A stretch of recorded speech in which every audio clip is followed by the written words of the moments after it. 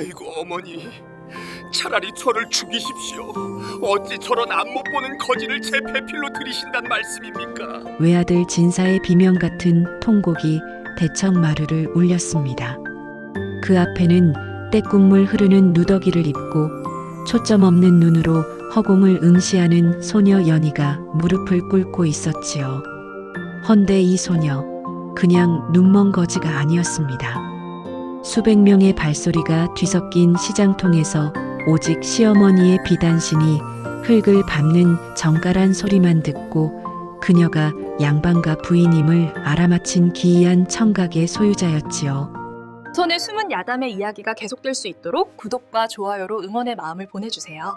그럼 조선의 숨은 야담 이야기 지금 바로 시작합니다. 살을 애듯 차가운 삭풍이 문창지를 흔드는 밤이었습니다. 나는 그날 내 인생에서 가장 길고도 시린 혼례를 치렀습니다. 이름도 성도 없는 장터의 거지 소녀에게 허락된 것은 눅눅한 곰팡이 냄새가 배어있는 퇴락한 별채의 끝방과 누군가 입다 버린 듯 해진 비단 혼례복뿐이었습니다. 내 이름은 연희. 며칠 전까지만 해도 장터거리에서 사람들의 발바닥 아래 묻힌 흙먼지를 마시며 남은 밥짓거기를 구걸하던 눈먼 계집이었습니다. 어머니, 제정신이십니까? 저런 천한 것을 집안에 들이시다니요. 이 집안의 대가 끊기길 원하시는 겁니까? 방 밖에서는 훗날 내 남편이 될 진사 도령의 고함 소리가 쩌렁쩌렁 울려 퍼졌습니다. 그의 목소리에는 서슬퍼런 분노와 나에 대한 지독한 멸시, 그리고 술기운이 섞여 있었습니다. 나는 보이지 않는 눈을 지그시 감은 채 가느다란 어깨를 바들바들 떨었습니다. 손끝에 닿는 비단 옷감의 촉감은 평생 처음 느껴보는 부드러움이었으나 그것이 내 몸을 칭칭 감싼 수위처럼 차갑게만 느껴졌습니다. 사실 내가 이 집에 오게 된 것은 며칠 전 장터에서의 기묘한 만남 때문이었습니다. 수만 가지의 소음이 뒤섞인 시장통에서 나는 한 여인의 발걸음 소리에 귀를 기울였습니다. 다른 이들의 발소리는 조급하거나 무거웠지만 그 여인의 발걸음은 마치 살얼음판을 걷듯 조심스러우면서도 단호했지요. 나는 그 발소리만 듣고 나지막이 음졸였습니다. 귀하신 분이 오셨으나 가슴속엔 천길 낭떠러지를 품으셨구먼요. 발끝에 서린 한기가 내 몸까지 시리게 합니다. 그 한마디에 정갈한 발소리가 멈췄습니다. 그분이 바로 시어머니 박씨 부인이었습니다. 그녀는 내 눈앞에 엽전 몇 푼을 던지는 대신 굳은 살 박힌 내 거친 손바닥을 가만히 움켜쥐었습니다. 그녀의 손은 얼음장처럼 차가웠지만 그 소나기의 힘만은 산에 못지않게 단단했지요. 그리고 지금 그녀는 진사도령의 반대를 무릅쓰고 나를 이 집의 며느리로 앉혀두었습니다. 육중한 문이 열리는 소리와 함께 낮고도 엄격한 발걸음 소리가 가까워졌습니다. 시어머니였습니다. 그녀가 내 앞에 마주 앉는 순간 방 안의 공기가 서늘하게 얼어붙는 것 같았습니다. 그녀의 몸에서는 은은한 약재 냄새 대신 서리빨 같은 엄격함이 배어나왔습니다. 나는 그녀의 숨소리가 규칙적이지만 아주 미세하게 떨리고 있다는 것을 알아챘습니다. 연희야, 고개를 들거라. 나는 조심스럽게 고개를 들었습니다. 비록 앞은 보이지 않았지만 나를 꿰뚫어 보는 듯한 그녀의 시선이 얼굴에 닿아 화끈거렸습니다. 그녀는 내 거친 손마디를 덥석 잡더니 내 손가락을 이끌어 방바닥 한 구석을 만지게 했습니다. 그곳엔 굵고 거친 새끼줄 하나가 못에 박혀 단단히 고정되어 있었습니다. 사람들은 너를 온양짜리 거지라고 부른다만 나는 안다. 눈뜬 장님들이 판치는 이 집구석에서 오직 너만이 진실을 들을 수 있다는 것을. 오늘부터 이 새끼줄을 내 생명줄처럼 여겨라. 방에서 뒤주까지, 뒤주에서 우물까지. 이 줄의 매듭 개수가 내 지도가 될 것이고 이 줄의 거칠기가 내 눈이 될 것이다. 그녀의 목소리는 칼날처럼 날카로웠지만 내 손을 쥔 손가락 끝은 미세하게 떨리고 있었습니다. 박씨 부인은 내 손바닥에 차가운 쇳덩이 하나를 쥐어주었습니다. 그것은 아주 낡고 녹슨 열쇠였습니다. 이 열쇠는 뒷마당 뒤줄을 여는 것이다. 오늘 밤부터 너는 아무도 모르게 이 새끼줄을 따라 뒤주 곁으로 가거라. 그리고 그 안에서 들리는 소리를 단 하나도 놓치지 말고 내게 보고하거라. 만약 한마디라도 밖으로 발설하거나 줄을 놓쳐 길을 잃는 날엔 내 목숨은 없을 줄 알아라. 시어머니는 그 말을 남기고 찬바람을 일으키며 방을 나갔습니다.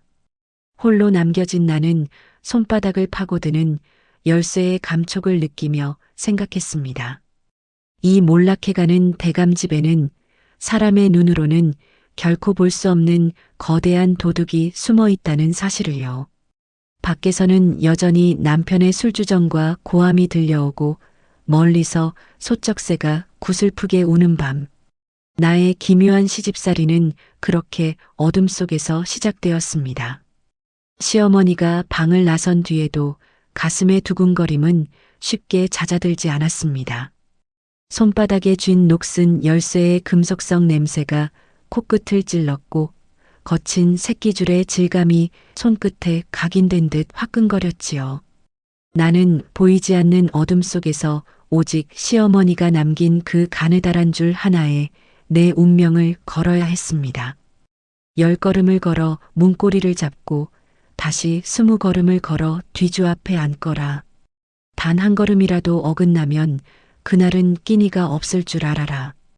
그녀의 차가운 명령을 되새기며 나는 조심스럽게 방을 나섰습니다.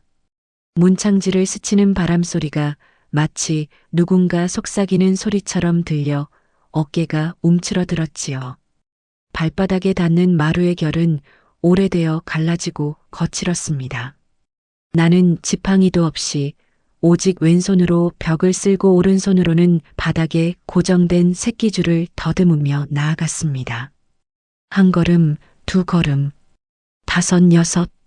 속으로 숫자를 세는 소리가 제 귓전에는 천둥 소리처럼 크게 들렸습니다. 툇마루 끝에서 신발을 찾아 발을 내디뎠을 때 발가락 끝에 닿는 흙의 감촉은 서늘하고도 눅눅했습니다. 낮 동안 햇볕을 머금었던 흙은 어느새 차갑게 식어 있었고 그 사이사이에 박힌 잔돌들이 버선바닥을 뚫고 발바닥을 자극했습니다. 시어머니의 말대로였습니다. 장독대 근처에 다다르자 쿰쿰하고 짭조름한 간장 냄새와 된장 냄새가 공기 중에 섞여들었습니다. 그 냄새를 이정표 삼아 방향을 틀자 곧이어 우물가 특유의 비릿하고 축축한 물내음이 코끝을 스쳤습니다. 공기가 급격히 차가워지는 것이 피부로 느껴졌지요. 나는 새끼줄의 끝단이 팽팽하게 당겨진 곳에서 멈춰 섰습니다. 거대한 나무 괴짝, 수십 년의 세월을 견디며 짙은 나무 향을 내뿜는 뒤주가 그곳에 있었습니다. 나는 소리 없이 무릎을 꿇고 앉았습니다. 밤은 깊어 소쩍새조차 울음을 멈춘 시간이었으나 제 귀는 그때부터 더욱 예리하게 나를 세웠습니다. 쓱, 쓱, 툭. 그것은 쥐가 곡식을 갉아먹는 소리가 아니었습니다. 누군가 아주 은밀하게 날카로운 쇠꼬챙이로 뒤주 밑바닥 나무판을 조심스럽게 긁어내는 소리였습니다.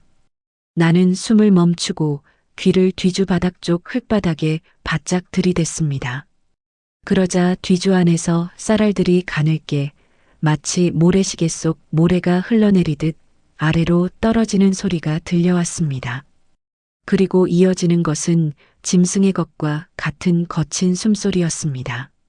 하, 하, 으차. 그 숨소리는 탐욕에 절어 있었고 동시에 무거운 자루를 옮기려는 자의 조심스러운 끙끙거림이 섞여 있었습니다. 나는 눈을 감은 채 그 소리의 주인을 머릿속으로 그려보았습니다. 신발을 벗고 버선발로 흙바닥을 딛고 있으나 발 뒤꿈치에 과한 힘이 실려 흙이 짓눌리는 둔탁한 소리. 평소 집안의 모든 대소사를 관리하며 시어머니 앞에서는 고양이 앞에 쥐처럼 굴던 집사놈의 발소리였습니다. 그는 뒤주 밑바닥에 구멍을 내어 매일 밤 가문의 명줄인 곡식을 조금씩 빼돌리고 있었던 것입니다. 나는 주먹을 꽉 쥐었습니다. 손등 위로 소름이 돋았습니다. 시어머니는 이미 이 소리를 알고 계셨던 걸까요? 그래서 눈이 멀어 도둑놈들이 경계하지 않는 나를 이곳에 앉혀두신 걸까요? 다음 날 아침 시어머니는 나를 방으로 불러 차가운 숭늉 한 사발을 내밀며 물었습니다. 무엇을 들었느냐? 쥐새끼더냐? 아니면 사람이더냐? 나는 잠시 입술을 달싹였습니다. 이 집안의 실세인 집사를 고발하는 것은 의지할 곳 없는 이 눈먼 계집의 목숨을 도마 위에 올리는 일이었으니까요. 하지만 나는 숭늉 그릇을 건네받는 내 손가락 위로 닿은 시어머니의 마른 손마디를 느꼈습니다. 그녀의 손가락은 분노인지 슬픔인지 모를 절망적인 진동을 내뿜고 있었습니다. 이 넓은 집안에서 눈뜬 자들이 가득한 이 소굴에서 그녀가 믿을 수 있는 것은 오직 앞 못 보는 나의 귀뿐이라는 사실이 그 떨림으로 전해졌습니다. 나는 숭늉을 한 모금 마셔 타는 목을 축인 뒤 나직이 입을 뗐습니다. 어머니, 뒤주 밑바닥에 구멍이 뚫렸사옵니다. 그 구멍으로 이 집안의 공명이 줄줄 새고 있었습니다. 도둑은 버선을 신었으되 오른쪽 뒤꿈치에 힘을 주어 걷는 자였습니다. 시어머니의 숨소리가 일순간 멎었습니다. 고요한 방 안에는 오직 타오르는 촛불이 일렁이는 소리만 들릴 뿐이었습니다.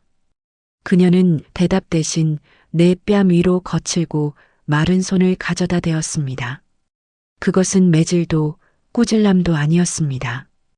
평생을 홀로 가문을 지키며 싸워온 고독한 노부인이 처음으로 찾은 자신의 눈에게 건네는 아주 희미하고도 뜨거운 인정의 표시였습니다.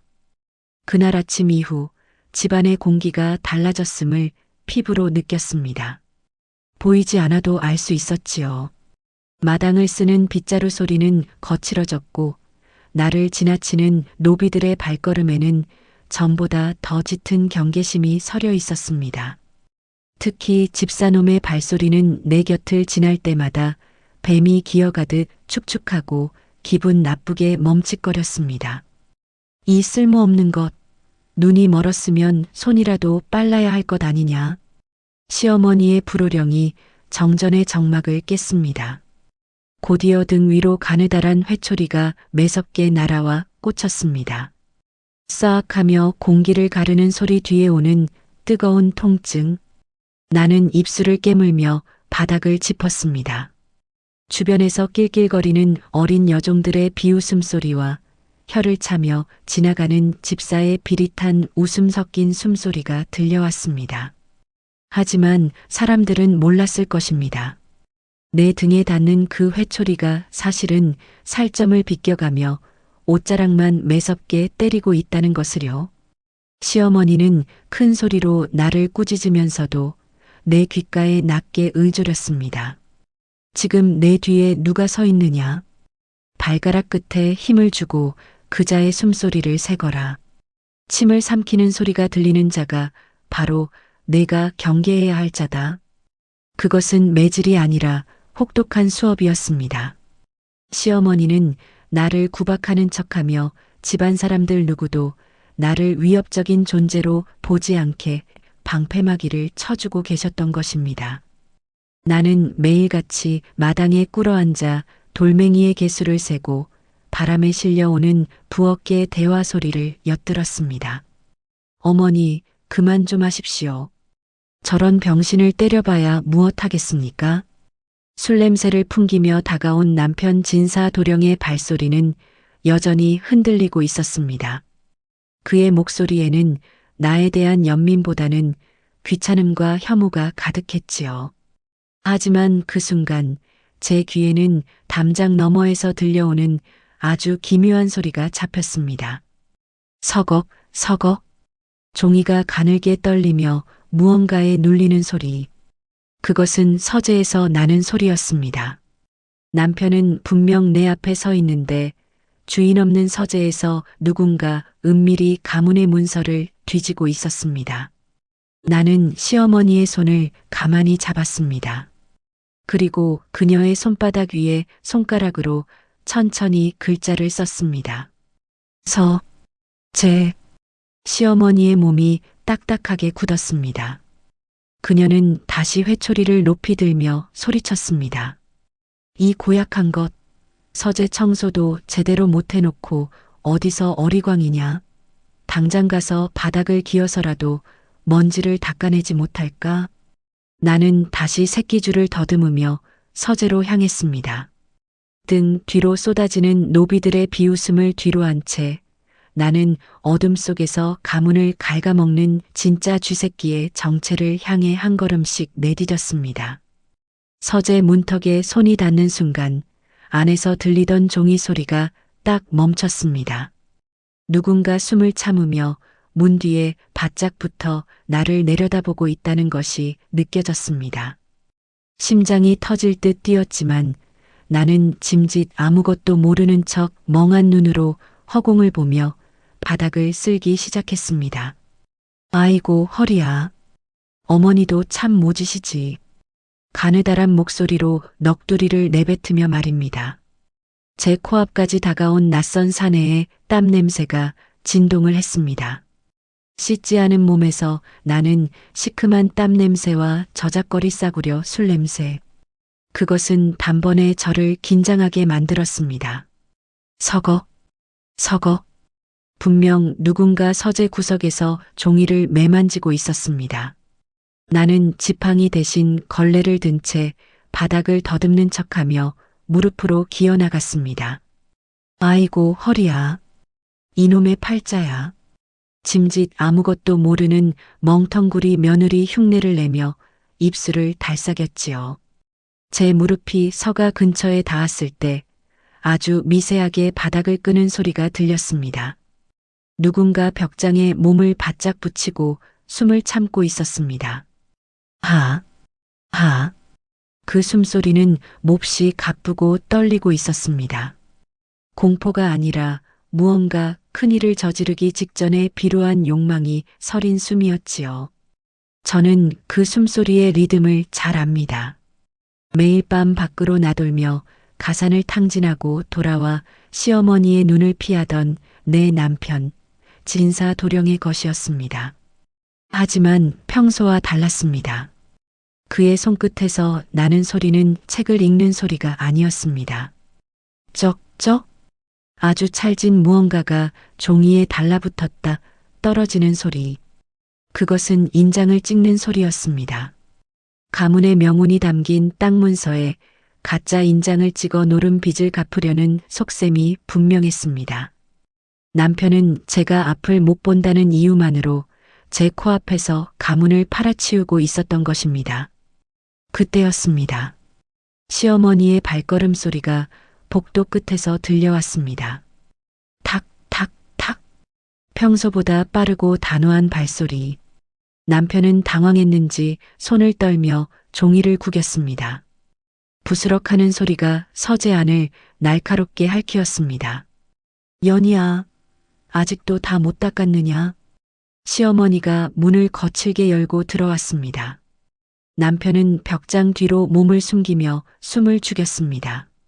저는 시어머니의 치맛자락이 스치는 소리를 들으며 그녀의 발치로 기어갔습니다. 그리고 그녀의 버선코를 잡는 척하며 손바닥 위에 손가락 끝으로 빠르게 글자를 써내려갔습니다. 가, 자, 도, 장. 시어머니의 몸이 짧게 경련하듯 떨렸습니다. 그녀는 내 손을 거칠게 뿌리치며 소리쳤습니다. 이 멍청한 것, 도장 하나 제대로 못 찾아놓고 어디서 농땡이냐? 당장 나가서 소금이나 뿌려라. 남편은 시어머니가 저를 꾸짖는 틈을 타 창문을 통해 도망치려 했습니다. 드르륵 소리 없이 문을 열려 했지만 제 귀에는 그가 창틀을 밟는 나무의 비명소리가 선명하게 들렸습니다. 시어머니는 도망가는 아들의 뒷모습을 보지 못하는 척하며 제 손을 으스러지게 꽉 쥐었습니다. 그 손은 차가웠지만 속에는 들끓는 분노와 슬픔이 가득 차 있었습니다. 연희야, 들었느냐? 가문의 인장이 가짜 울음을 우는 소리를. 어머니의 나직한 목소리에 서린 한기가 제 심장을 찔렀습니다. 이제 남편마저 적이 되어버린 이 집안에서 시어머니와 저는 거대한 파도를 마주한 채 서로의 손을 놓지 못하고 있었습니다. 남편이 창틀을 넘어가며 남긴 비릿한 술 냄새가 채 가시기도 전이었습니다. 시어머니는 갑자기 내 손을 거칠게 뿌리치더니 억눌린 신음과 함께 바닥으로 쓰러졌습니다. 콰당하는 소리가 서재의 정적을 찢어발겼지요. 어머니, 어머니. 나는 새끼줄을 놓친 채 허공을 휘저으며 그녀의 몸을 더듬었습니다.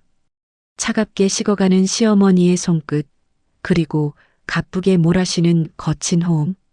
하지만 그 급박한 순간에도 제 귀는 대문 너머에서 들려오는 수많은 발소리를 포착했습니다.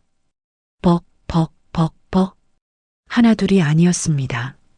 적어도 장정, 넷, 그리고 뒤따르는 아녀자들의 가벼운 발걸음까지.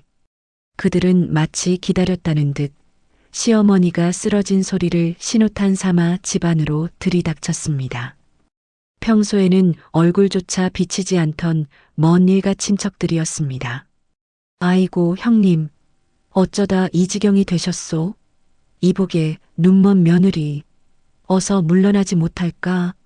나를 밀쳐내는 손길은 무례했고 그들의 목소리에는 슬픔보다 섬뜩한 흥분이 서려 있었습니다. 시어머니는 안방으로 옮겨졌고 친척들은 안방을 점령한 채 가문에 금고 열쇠와 땅 문서를 찾느라 벽장을 뒤지고 가구들을 내팽개쳤습니다. 와장창 기물이 깨지는 소리가 집안 가득 울려 퍼졌습니다.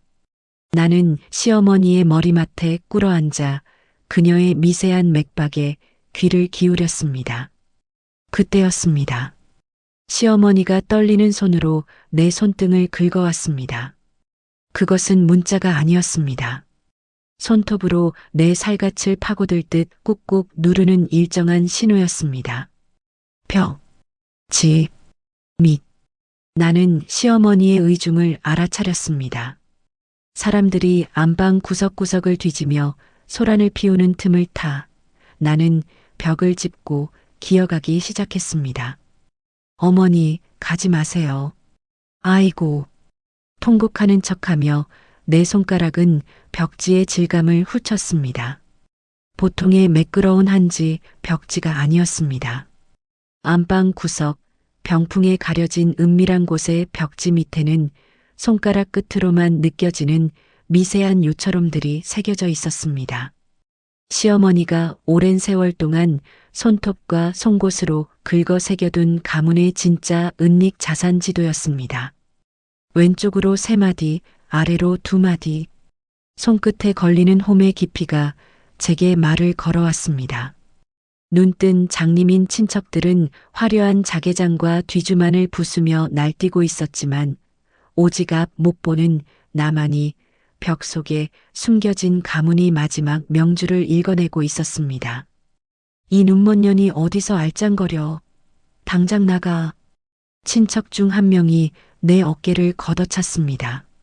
나는 뒤로 넘어지면서도 손톱 밑에 걸린 그 요철의 감촉을 머릿속에 통째로 새겼습니다. 시어머니의 거친 숨소리가 조금씩 잦아들고 있었습니다. 그녀는 희미하게 미소 짓는 듯한 짧은 날숨을 내뱉었습니다. 이제 가문의 비밀은 오직 나의 머릿속에만 존재하게 된 것입니다. 형님도 참 돌아가시기 전에 재산 정리나 좀 깔끔히 해두시지. 큰집 당숙의 비릿한 목소리가 문을 넘어 마당까지 흘러나왔습니다. 그들은 내가 앞도 못 보고 시어머니 수발이나 드는 허수아비인 줄 알고 내 코앞에서 추악한 음모를 서슴지 않고 속삭였습니다. 부스럭 부스럭. 그들은 안방 문을 걸어 잠근 채 시어머니의 베갯니들 뜯고 장판 바닥을 두드렸습니다. 하지만 제 귀는 벽 너머 그들이 나누는 은밀한 사리를 잡아냈습니다. 여보, 저 눈먼 계집이 걸림돌이야. 시어머니가 쓰러지기 직전에 전현 손을 잡고 무언가 중얼거리는 걸 봤단 말이오. 혹시 비자금 위치라도 알려준 거 아니겠소? 당숙모의 날카로운 쇳소리가 귓전을 때렸습니다. 그럴 리가. 저 눈먼 년이 뭘 안다고. 일단 내일 새벽에 관청 사람들을 매수해서 이 집 문서를 우리 명의로 돌려놓을 테니 걱정 마. 당숙의 목소리에는 승리감에 젖은 침 삼키는 소리가 섞여 있었습니다. 꿀꺽. 그 탐욕스러운 울림을 듣는 순간 제 머릿속에는 아까 벽지 밑에서 읽어낸 요철 문자들이 선명하게 떠올랐습니다. 안채 뒷마당, 서쪽 세 번째 기둥 밑. 그곳이 가문의 진짜 명줄이 숨겨진 곳이었습니다. 나는 짐짓 아무것도 모르는 척 문 밖에서 멍하니 앉아 지팡이 끝으로 흙바닥을 긁었습니다. 어머니, 어서 일어나세요. 가느다란 곡소리를 내뱉으며 나는 사실 지팡이 끝으로 마당의 진동을 읽고 있었습니다. 벅, 벅, 벅. 누군가 몰래 대문을 나서고 있었습니다. 발소리의 리듬이 급하고 불규칙한 것이 분명 당숙이 보낸 심부름꾼이었습니다. 관청에 뇌물을 바치러 가는 길이었지요. 나는 지팡이를 툭 떨어뜨리는 척하며 남편 진사 도령의 발소리가 가까워지는 것을 기다렸습니다. 이복의 서방님. 술에 취해 비틀거리며 다가오던 남편이 멈칫했습니다. 나는 그의 옷소매를 잡고 아주 나직하게 오직 그만 들을 수 있는 목소리로 속삭였습니다. 당숙 어른이 지금 서방님의 자리를 뺏으려 심부름꾼을 보냈습니다. 품 안엔 가문에 위조된 땅 문서가 들어있고 그 심부름꾼은 지금 뒷산 오솔길로 관청을 향하고 있습니다. 지금 잡지 않으시면 서방님은 이 집에서 쫓겨날 것입니다. 남편의 거친 숨소리가 멎었습니다. 그는 내가 앞도 못 보면서 어떻게 그런 사실을 아는지 물을 겨를도 없었습니다. 쫓겨난다는 공포가 그의 정신을 번쩍 들게 했지요. 이게 무슨 소리냐? 그는 당황하며 신발도 제대로 신지 못한 채 대문 밖으로 뛰쳐나갔습니다. 방 안에서는 여전히 재산 싸움에 눈먼 친척들의 욕설이 오가고 있었습니다. 나는 어둠 속에서 조용히 미소 지었습니다. 눈뜬 장님들이 서로의 멱살을 잡고 자멸하는 소리가 제 귀에는 세상 그 어떤 음악보다 감미롭게 들려왔습니다. 나는 그 소음들을 뒤로 한 채 오직 한 사람의 숨소리에만 온 신경을 모았습니다. 시어머니의 숨소리가 가늘어지고 있었습니다. 마치 다 타버린 촛불이 마지막 심지를 태우듯 쉬익, 쉬익하며 힘겹게 공기를 긁어내는 소리였습니다. 나는 기어서 시어머니의 곁으로 다가갔습니다. 차갑게 식어가는 그녀의 손을 잡자 그녀가 마지막 힘을 다해 제 손바닥을 긁었습니다. 이야, 들리느냐? 그것은 목소리가 아니라 목구멍에서 쥐어짜내는 마른 바람 소리였습니다. 나는 그녀의 입술 가까이에 귀를 바짝 들이댔습니다. 밖에서 싸우는 친척들의 고함 소리가 아무리 커도 제 귀에는 시어머니의 가녀린 유언이 천둥 소리보다 더 크게 박혔습니다. 세상이 온통 눈뜬 장님들 뿐이라 너를 불렀다. 내가 이 집안의 진짜 눈이다. 저 늑대들이 물러가면 벽지 밑에 지도를 따라 아들을 사람으로 만들어라. 그녀의 손등 위로 뜨거운 눈물 한 방울이 떨어졌습니다. 온양에 팔려온 거지 소녀를 짐승처럼 부리고 매질하며 혹독하게 몰아세웠던 노부인. 하지만 그 매질은 나를 죽이려는 것이 아니라 이 험한 세상에서 오직 소리만으로 살아남을 수 있도록 나를 단련시킨 스승의 손길이었음을 그제야 깨달았습니다. 시어머니의 손에서 힘이 스르르 빠져나갔습니다. 후, 마지막 숨이 내 뺨을 스치고 사라졌지요. 그 순간 집안을 가득 채웠던 소란이 일순간 정지했습니다. 시어머니의 죽음을 직감한 친척들이 하나둘 방 안으로 들이닥쳤습니다. 돌아가셨나? 열쇠는 어디 있어? 슬퍼하는 자는 단 한 명도 없었습니다. 그들은 시어머니의 시신을 밀쳐내며 품속을 뒤졌습니다. 나는 조용히 일어나 지팡이를 짚었습니다. 그리고 보이지 않는 눈을 치켜뜨며 그들의 탐욕스러운 숨소리가 들리는 방향을 정확히 응시했습니다. 찾으시는 것은 시어머니의 품에 없습니다. 그것은 이미 제 머릿속에 들어있으니까요. 나의 차가운 목소리에 방안이 얼어붙었습니다. 이 눈먼 년이 미쳤나? 당숙이 손을 치켜드는 소리가 들렸지만 나는 피하지 않았습니다. 오히려 그가 휘두르는 팔의 공기 저항 소리를 들으며 나지막이 덧붙였지요. 당숙 어른, 아까 심부름꾼 편에 보내신 가짜 땅 문서는 지금쯤 제 서방님이 관아에 고발하러 가셨을 겁니다. 그리고 당숙모님이 비녀 속에 숨기신 장부. 그것도 제가 소리로 다 알고 있지요. 여기서 조용히 물러나지 않으시면 내일 아침 해가 뜨기 전에 모두 포도청으로 압송될 것입니다. 사방이 고요해졌습니다. 오직 그들의 가쁜 숨소리와 경악에 찬 침 삼키는 소리만이 방 안을 가득 채웠습니다. 못 보는 며느리의 입에서 나온 청천벽력 같은 진실 앞에 눈뜬 늑대들은 처음으로 공포를 느끼기 시작했습니다. 당숙 일가와 탐욕스러운 친척들은 내가 던진 진실의 소리에 겁을 집어먹고는 야반도주하듯 뿔뿔이 흩어졌지요. 관아에 고발하겠다던 위협은 그들의 발목을 묶기에 충분했습니다. 이제 남은 것은 술기운에 몸을 가누지 못하고 곡비들의 울음소리보다 더 처량하게 흐느끼는 남편 진사 도령뿐이었습니다. 연희야, 내가 잘못했다. 어머니가 저렇게 가실 줄 알았으면 이 못난 놈이 가문을 팔아먹으려 했던 걸 어머니도 알고 계셨겠지? 그의 목소리는 갈라진 논바닥처럼 푸석거렸습니다. 술병이 구르는 소리, 그의 손가락이 바닥을 긁는 소리가 제 귀를 아프게 찔렀지요. 나는 지팡이를 짚고 천천히 그에게 다가갔습니다. 그리고 시어머니가 마지막으로 알려주신 그곳, 안채 뒷마당 서쪽 세 번째 기둥 밑으로 그를 이끌었습니다.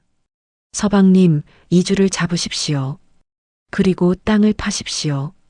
어머니께서 서방님께 남기신 마지막 눈물입니다. 남편이 삽을 들고 땅을 파헤치는 소리가 들렸습니다. 퍽, 퍽 하며 흙이 뒤집히는 소리 끝에 둔탁한 괴짝 소리가 났지요. 괴짝을 여는 순간 남편의 숨소리가 멎었습니다. 그 안에는 금은 보화가 가득 들어있을 거라는 모두의 예상과 달리 해진 무명옷 한 벌과 삐뚤삐뚤한 글씨로 적힌 장부 한 권, 그리고 작은 보석함 하나가 들어있었습니다. 이게 무엇이냐? 남편의 떨리는 목소리에 나는 대신 장부를 펼치게 했습니다. 눈은 보이지 않았지만 시어머니가 손가락으로 가르쳐준 그 기록의 의미를 나는 이미 온몸으로 읽고 있었습니다. 그것은 남편이 노름방에서 탕진한 돈의 액수와 그 돈을 메우기 위해 시어머니가 자신의 패물을 하나씩 팔아치운 날짜들이었습니다. 무명옷은 남편이 과거 시험을 보러 갈 때 입히려 밤새 지으셨던 새 옷이었고 보석함 속엔 딱 하나 남은 가문이 기녀가 들어 있었습니다. 어머니는 서방님이 눈을 뜨길 기다리셨습니다. 돈으로 산 눈이 아니라 가문의 무게와 부모의 마음을 보는 눈 말입니다. 저를 온양에 사오신 것은 눈뜬 장님들 사이에서 길을 잃은 서방님을 소리로라도 지켜주길 바라셨기 때문입니다. 남편은 그 자리에 주저앉아 통곡했습니다. 그 울음소리는 예전의 주정 섞인 고함이 아니었습니다. 자신의 어리석음을 뼈저리게 후회하는 사내의 진실한 통곡이었지요. 나는 그 울음소리를 들으며 비로소 시어머니의 영전 앞에 무릎을 꿇었습니다. 세월이 흘렀습니다. 이제 이 집안에서 나를 온양짜리 거지 며느리라 부르는 사람은 없습니다. 남편은 관직에 나아가 청렴한 관리가 되었고 나는 이 가문이 안주인이 되어 집안의 모든 대소사를 소리로 다스리고 있습니다. 비록 제 눈은 여전히 닫혀 있지만 담장 넘어 들리는 가난한 이웃의 한숨소리와 곳간에서 새어나가는 부정한 소리를 저는 그 누구보다 먼저 잡아냅니다. 달빛이 창호지에 머무는 깊은 밤, 나는 가끔 뒷마당 뒤주 곁에 앉아봅니다. 이제 더 이상 뒤주 밑바닥을 긁는 짐승의 소리는 들리지 않습니다. 대신 정직하게 차오르는 쌀알의 무게와 집안 가득 퍼지는 평온한 숨소리만이 제 귀를 채웁니다. 어머니, 보고 계십니까? 이제 이 집안은 눈먼 저로 인해 가장 밝은 눈을 가지게 되었습니다. 바람에 실려온 매화 향기가 제 뺨을 스치고 지나갑니다. 그것은 마치 시어머니가 제 뺨을 쓰다듬으며 잘했다 속삭여주는 세상에서 가장 아름다운 칭찬의 소리였습니다. 여러분은 지금 어떤 소리를 듣고 계십니까? 혹여 눈앞의 화려함에 가려져 곁에 있는 소중한 사람의 젖은 숨소리를 놓치고 있지는 않으신가요? 연희가 뒤주 밑의 작은 소리에 귀를 기울여 가문을 지켜냈듯 여러분의 마음도 세상의 요란한 소음 대신 진실한 진동에 머물기를 바랍니다. 조선의 숨은 야담 거지며느리 연희의 이야기를 끝까지 들어주셔서 감사합니다. 오늘 밤 여러분의 문 밖에도 평안하고 정갈한 발소리만이 머물기를 기원합니다. 구독과 좋아요는 이야기 원동력의 힘이 됩니다.